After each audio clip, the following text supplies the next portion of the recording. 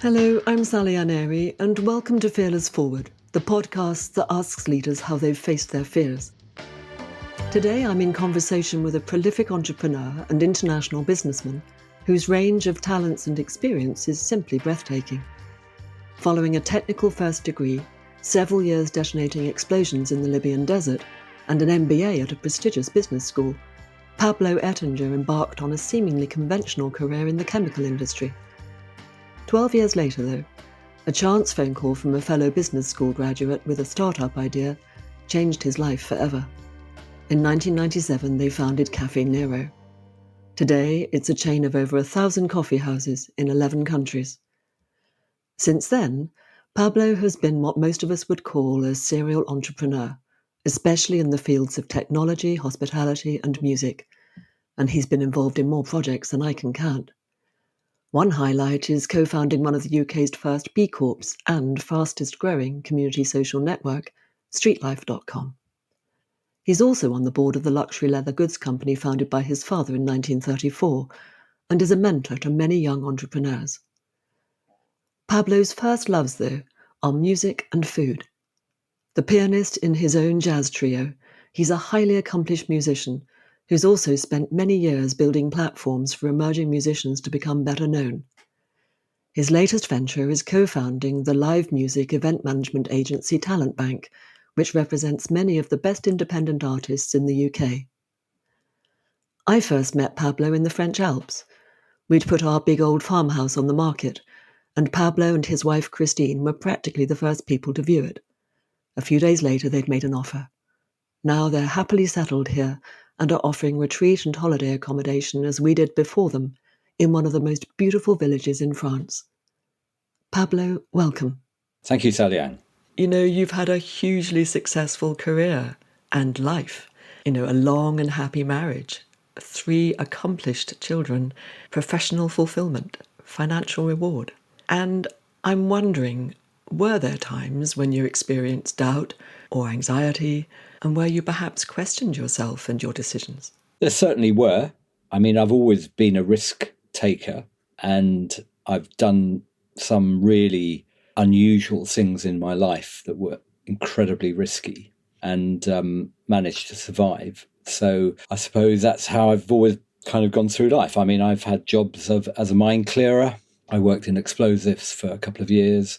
Yeah, I worked in the Sahara Desert, and then I've been a sort of a mountain guide at times in precarious places, and I'm still alive. So, I kind of go through life thinking, I'll probably remain that way. So huge practical risks, literally life-threatening risks. Yeah. Did you start life as a mine clearer? Is that the first thing you did? It was one of my early careers, if you can call it that. I worked in Libya for 2 years, and part of that was, clearing mines. And that just became a job, like any job. And you get through the day, and I never really thought about it. I mean, I am a big optimist. I'll always look, the glass is always half full, and I'll always imagine that nothing bad's going to happen. And is that how you approach that? Because to most of us listening, the idea of walking into a minefield, literally, and we use that metaphor, don't we, in life, but the actual practical experience of that, feels scary. It does, but I can't remember ever being that scared, which is a bit worrying. Maybe there's something wrong with me. But I those kinds of situations, even in business, I don't really get scared. You deal with it. So, if I may, turning to business, can you think of a moment where it felt a bit like a minefield in business? Yes, I mean the worst was where I was a chairman of a company that suddenly had run out of money. Had a lot of shareholders who had put a lot of money in, and the clock was ticking on us being able to exit that business and sell it before it went under. And it took a year, and that was the worst year of my life from a business perspective, dealing with the unknown and the constant cliff edges that we were facing in trying to offload that business. And it cost me a lot in terms of my health. But that's a once in a lifetime thing, and generally things don't go that wrong. So you mentioned the not knowing. I'm starting to make an assumption, perhaps in my mind, and correct me if I'm wrong, that for you, when you're faced with something potentially extremely scary, if you know what to do, then it's okay. But here was a moment, high risk, financially, and all sorts of implications from that, I imagine, for you and your family. And there was the unknown part of it. Yeah, we were in a situation which was changing by the week. We were trying to negotiate with another business. We were having to try and keep the business alive by going to our shareholders and borrowing more money. And the bit that really got me was the fact that I could deal with that myself. If it was just my money, I wouldn't have been that concerned by it. But we had a lot of shareholders, some who had put a lot of money in. And I think for me, the real worry and the stress was caused by representing other people and trying to look after their interests. That for me was much more stressful than if it had just been myself on my own. I didn't want to let people down. You're a very resourceful person, Pablo, clearly.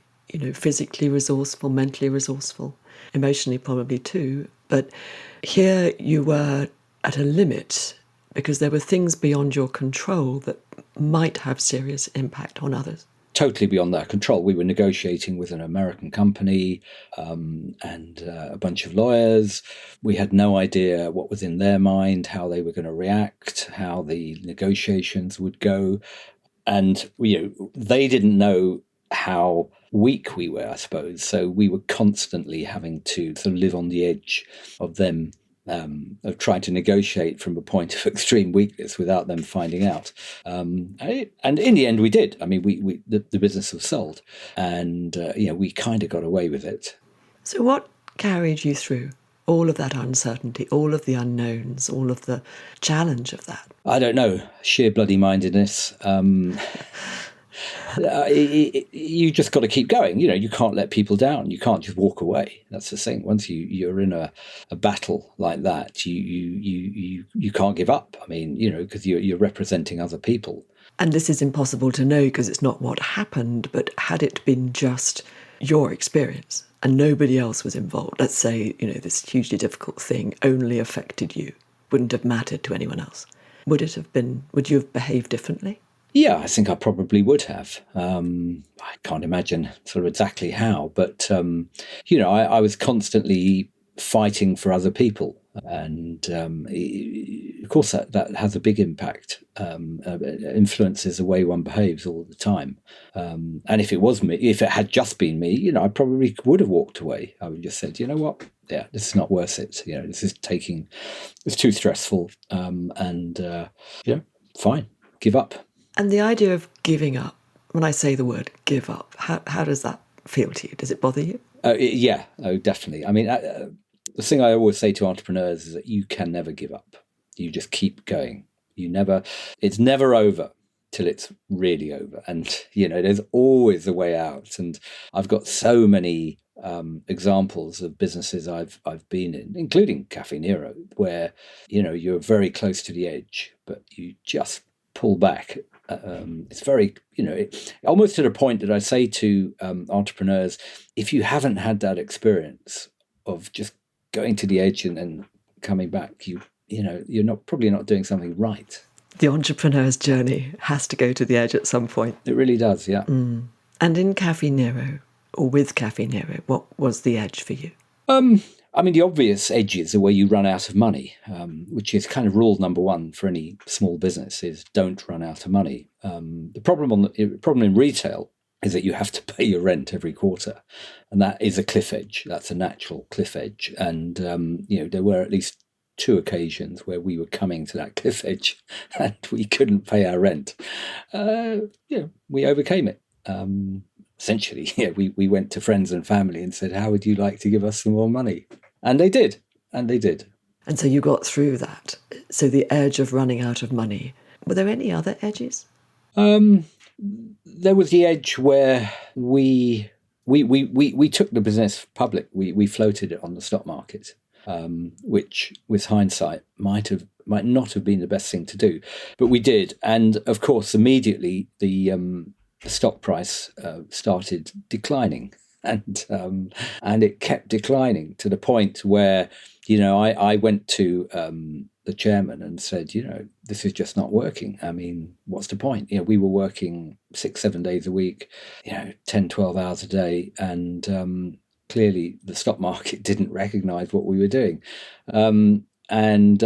Luckily he persuaded me to just take my time and hang in there.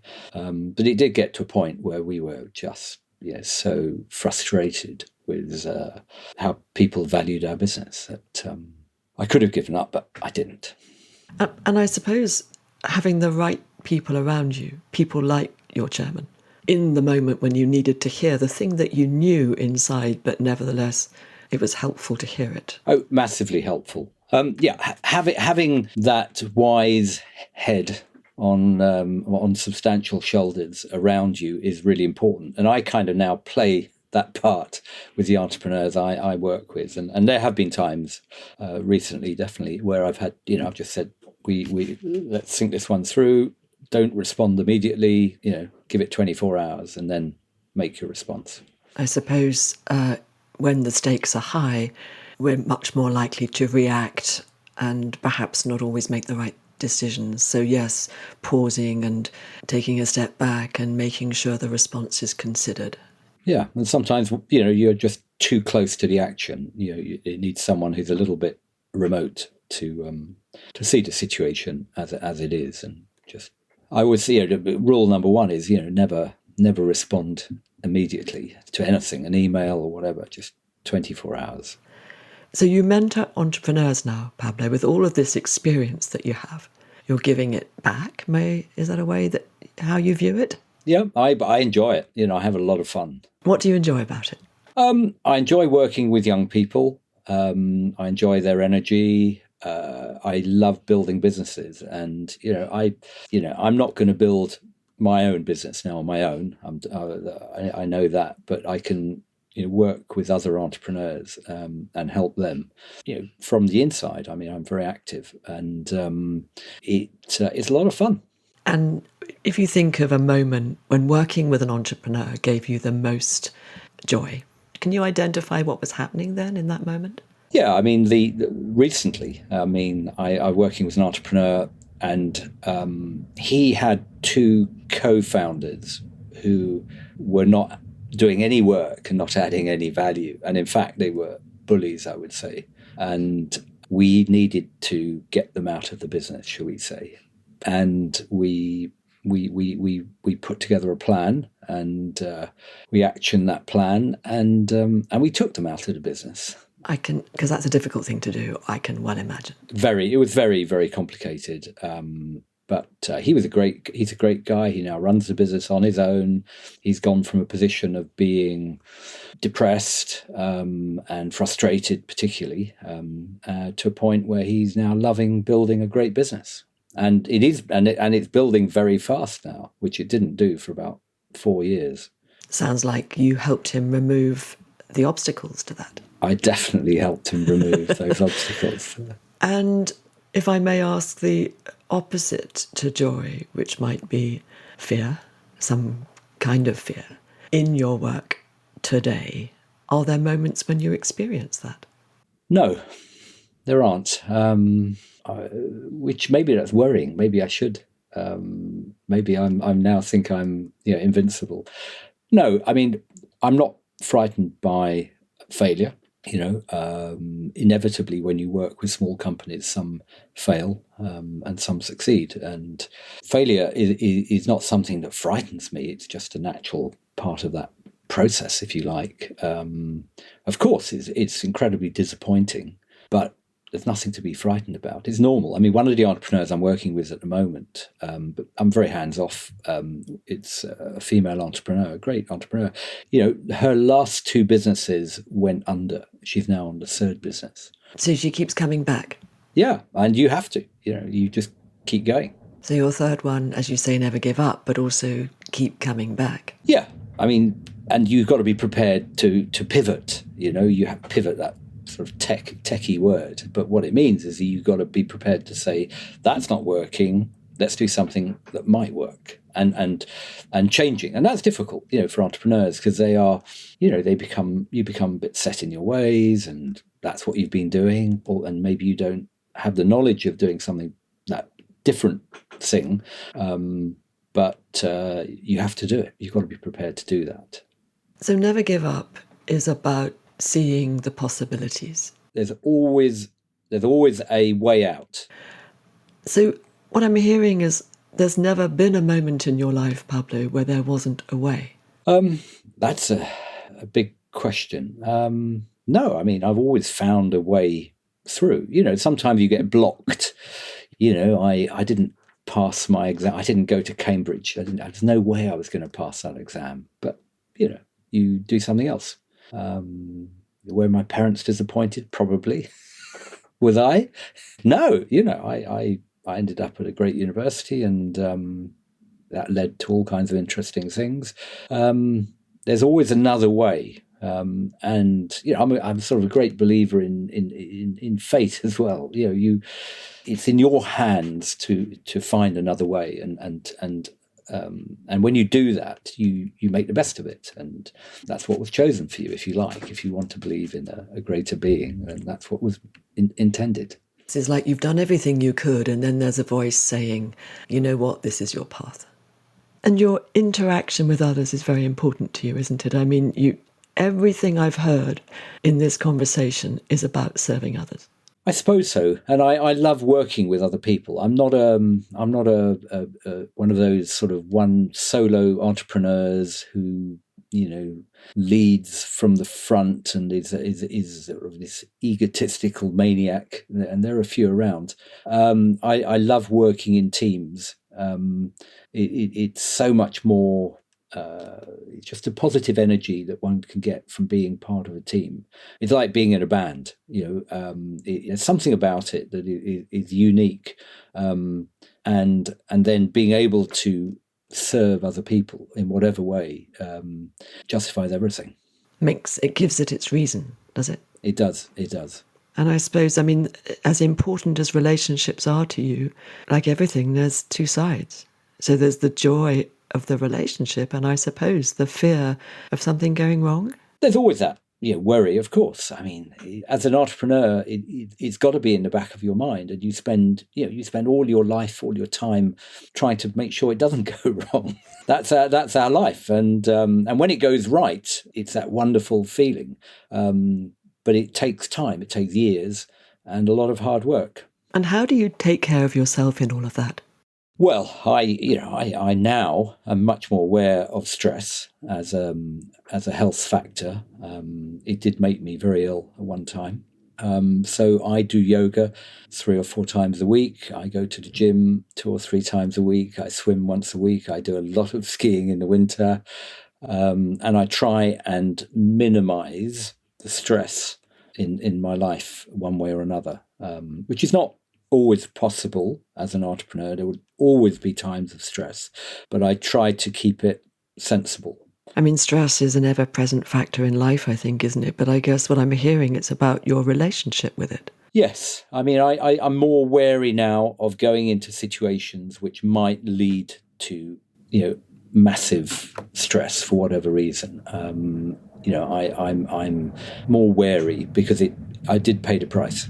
And would you say you avoid them, or you prepare yourself better, or a bit of both? If they're extreme, I avoid them. And I think I'm better at preparing myself now and knowing what it's like to come. Experience is useful. And learning from it is perhaps the most important thing, which I'm hearing you have. Casting your mind right back to an earlier part of your life, there was a point in which you took the decision to step away from the so-called mainstream and become an entrepreneur, which for many people thinking about this, and I speak to a lot of people who are contemplating this, getting out of corporate life, doing their own thing, it can be a very scary prospect. I'm curious, was there a moment where it was scary for you too? I'm not sure scary is a word I would give it. It's sort of intimidating because you know the unknown of the unknown is always going to be.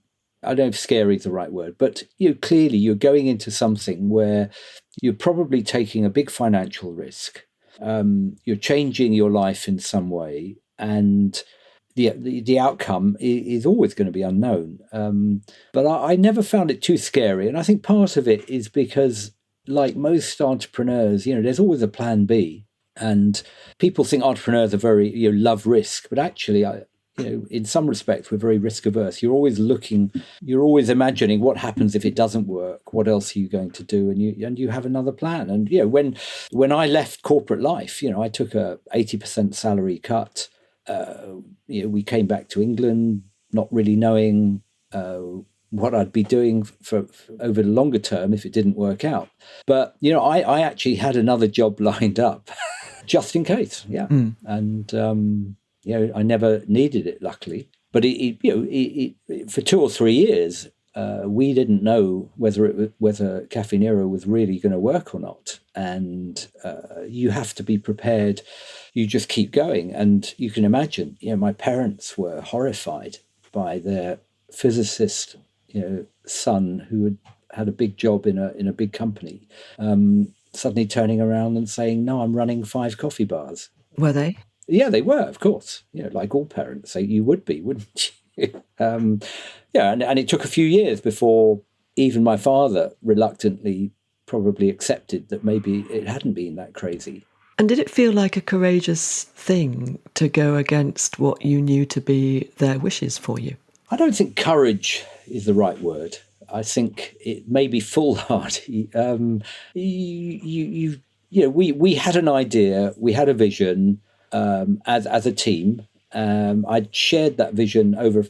But before we started Caffe Nero, the chairman, founder chairman, Jerry, we talked about it for 2-3 years. We really believed in what we were trying to achieve, and that belief never really wavered. I never doubted that it would not work. So you had the belief, and did you attempt to convince your parents of this? How did you respond to their concerns? It's very difficult. I mean, I guess they could see that I was really enjoying it. I mean, for the first time for many years, I was doing a job which I really loved. It was more than a job. It was a way of life, and it was just what I just fitted in, and it felt good. And I hope they could see that. But like all parents, they were concerned about the future, my future. And it was a big jump going from, a big industrial company to 5 coffee bars. Yes, they must have been thinking, what on earth is he doing? And not just my parents, but my friends as well. It was like, what, you're doing what? And you have to remember it. Yeah, you have to remember at the time, there was no coffee bar culture in this country. There were no coffee bars. It was so radically new. And for a lot of the English, they had no concept of what is a good coffee bar. So much unknown, so much that was unclear to other people. But what I'm hearing is that was all about their fear, wasn't it? Yes, I can't remember ever being frightened by it. We had a unwaverable belief in what we were doing. Like most entrepreneurs, unfortunately, that's good and bad, that would not be shaken. And by being so close to the customer, very quickly you know whether you're doing something that people appreciate or not. And, I used to work in the coffee bars at times, or certainly go in and talk to customers. And, right from day one, people were thanking me for bringing this coffee bar, Caffe Nero, to their high street. So I never wavered. Also, this sort of so-called proof of concept, right? You had that direct feedback on the shop floor, so to speak, of people, you could see it was working. That is critical for an entrepreneur. It's what we call the minimum viable proposition. You put something together, and you might bootstrap, i.e. you spend very little money, but you put it together so you can try it out with real customers paying real money, whatever it is, whether it's a service, a product, whatever. And very quickly you find out whether you've got a business or not. And what was the deciding factor for you then? I think it came very quickly, because I used to stand outside one of these 5 coffee bars. Actually, we started building a new one in 98. We built the first new one, and then we built a few new ones. And I would stand outside, and people would walk past, and I would hand them a free coffee card. In fact, the first day was a disaster because no one took any. And then I realised the key word that was missing was free.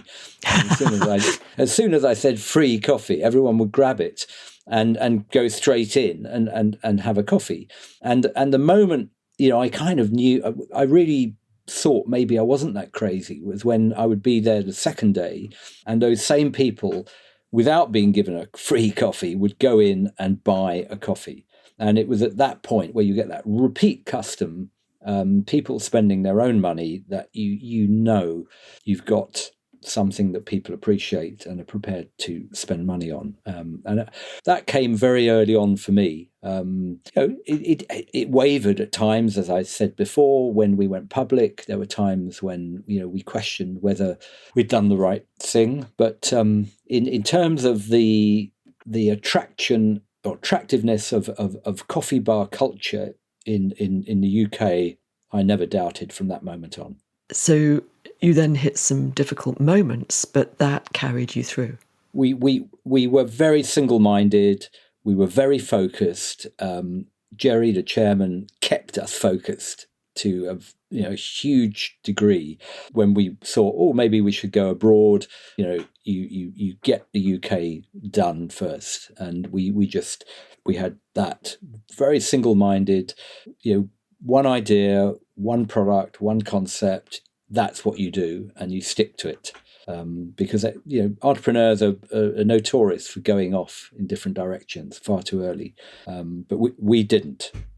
And as I mentioned in the introduction, your big love is food and music, and you have managed, it seems to me, to integrate those loves into the work you do today.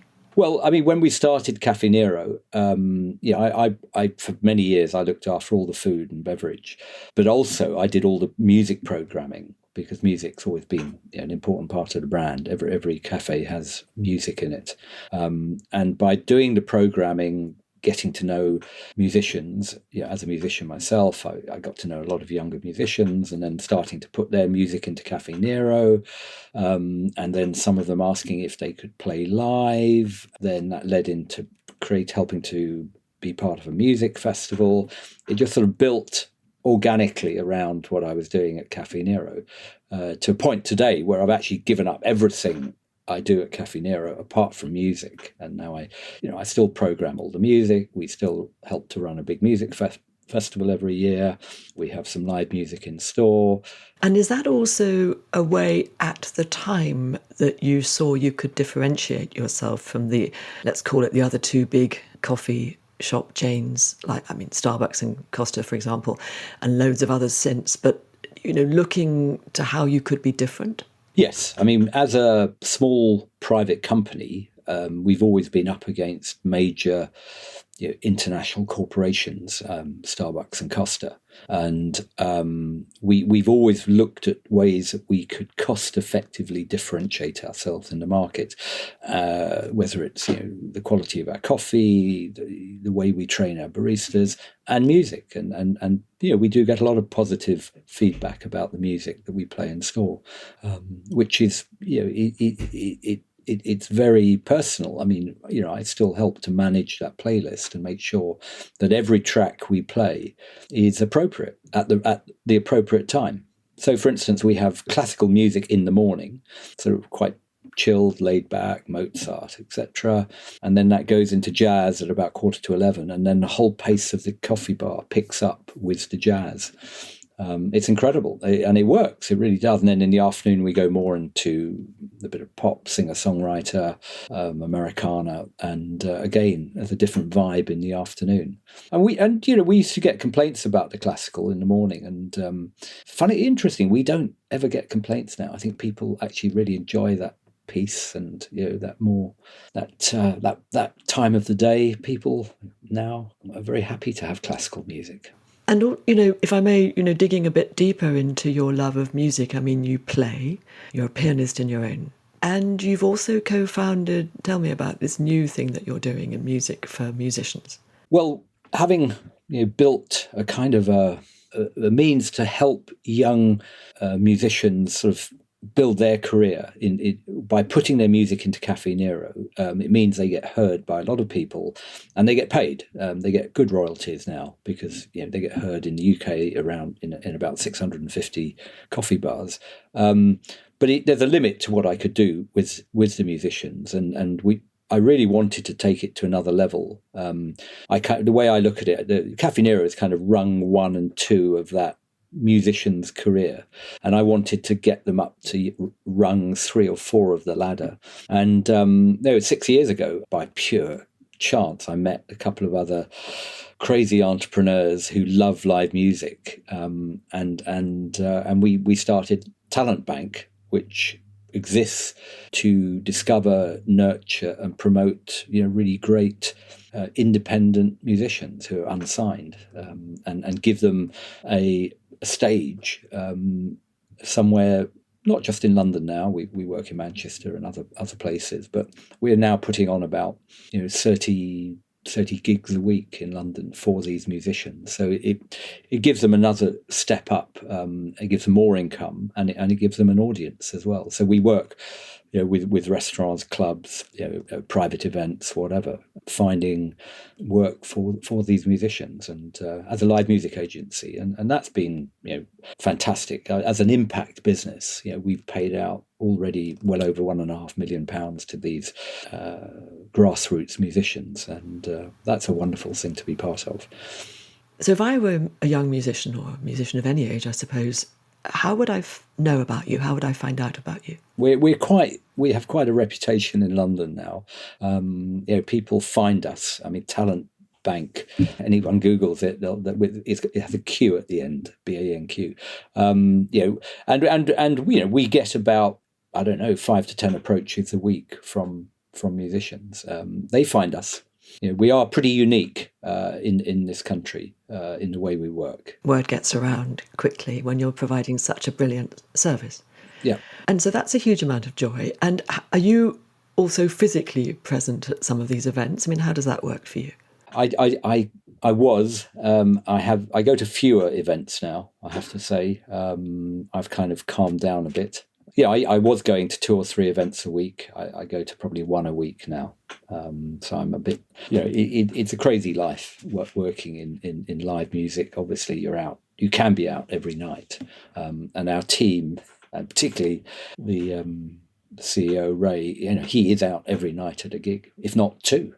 I suppose you're perhaps listening, if I may, Pablo, for what you need right now, and it's not that. No, it's not. I mean, I'm now doing my own gigs with the band, and I'm, a little bit more calmer, I suppose. And you spend some time in the mountains these days, right? And we have a wonderful house that we adore, a family house now in the mountains where I run music retreats as well. So I have my pianos there, multiple pianos, and we have musicians coming part of the year to do retreats and write songs, lots of songs.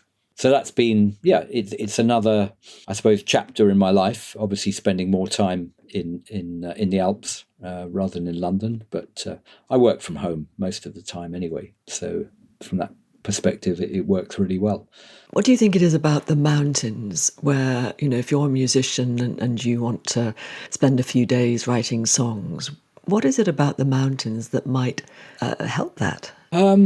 Wow. As a musician, the environment in which we work is very important, and clearly an environment in which you're just looking at the beauty of nature all day long, I suppose is one which is highly motivating for creativity. Don't ask me why. But I know from the reaction of the musicians we had there that they found it very creative for whatever reason. And a lot of them had never been to a mountain before, amazingly enough. But they enjoyed it. They went walking, and they wrote some great music. Well, we've been living here in this same valley for quite a few years now, and I've repeatedly had that kind of feedback from people. And I wonder if it's something to do with the feeling of awe that we experience when we see this huge mountain range in front of us. I wonder if it reminds us that we're really quite a small speck in this universe. And there's a feeling of awe, which, as I understand it, affects the brain. It sends certain chemicals to the brain, opens up certain pathways in the brain. It's a thing, awe, and the impact of that. And I wonder if it might be that. You might get something similar from being, in front of a huge ocean. I don't know. But certainly in the mountains, that's my experience. And as I say, the feedback I've had. And how wonderful that it then feeds the creative inspiration of these musicians. I wonder if they write better songs as a result of it. Well, they certainly seem to be happy with what they did. And being close to nature as well. I think, I don't know why that has the effect it does, but clearly making music is something that humans have done for many, many, many thousands of years. And I think the way that it interacts with nature is critical as well. And it works, not sure exactly why, but it does work. And people, create better when they're in that environment, which is not, it's not surprising if they're not having to worry about the day-to-day issues around their lives. They're in a different place. They're in a beautiful area. They're overseen by these huge mountains, and they can just focus on being creative. And it's wonderful to watch. Pablo, as you know, I've called this podcast Fearless Forward, and I'm curious, when you look at where you are now, what does Fearless Forward mean to you? I suppose it means managing, this stage of my life, where, whether I like it or not, I am getting older, and I do think about legacy, and what I'm going to leave behind, and therefore helping others as much as I can to create businesses, create good things, which as I do get older, I can feel good about. Maybe in a few years' time, I won't be able to work 40 or 50 hours a week, but I'll still have interests and be able to have work, things I'm doing that keep me out of trouble and give me a life which I enjoy and I feel is really worthwhile. So here are Pablo's tips in no particular order. Minimize risk, but always have a plan B. Make sure you don't run out of money. Believe in your vision and stay focused. Never give up, just keep going. Never respond immediately to anything, wait 24 hours. When you're blocked, there's always another way. You have to be prepared to pivot. If you never take it to the edge and come back, there's probably something you're not doing right. Don't be afraid to fail. There's always a way out, and it's a natural part of the entrepreneurial process. Take steps to manage your stress. It can endanger your health. Success takes time and a lot of hard work. As someone who remembers the early years of Caffe Nero, I loved hearing the inside story of how it got off the ground, and how Pablo used his love of music to make that an integral part of the brand. And when he talked about the musicians' retreats he now runs in the French Alps, I was struck by his description of songwriters creatively inspired and lifted by the awesomeness of the mountain environment. That very much reflects my own experience of living and working in the mountains. Nearly everyone who comes here feels the effect of the awe-inspiring landscape. It opens the mind to new possibilities. And finally, you heard Pablo say that his biggest fear was the fear of letting others down. This also strongly motivated him to keep going and never give up, even when the going got really tough. I'm pretty sure that this contributed in large part to his success. Thank you for listening. Fearless Forward is edited and produced by Mark Steadman. I'll be back with you in 2 weeks for our next conversation about how leaders have faced their fears. To be sure of catching it, go to fearlessforward.org, activate push notifications from your favourite podcast source, or subscribe to my weekly bulletin at skillfulleaders.com.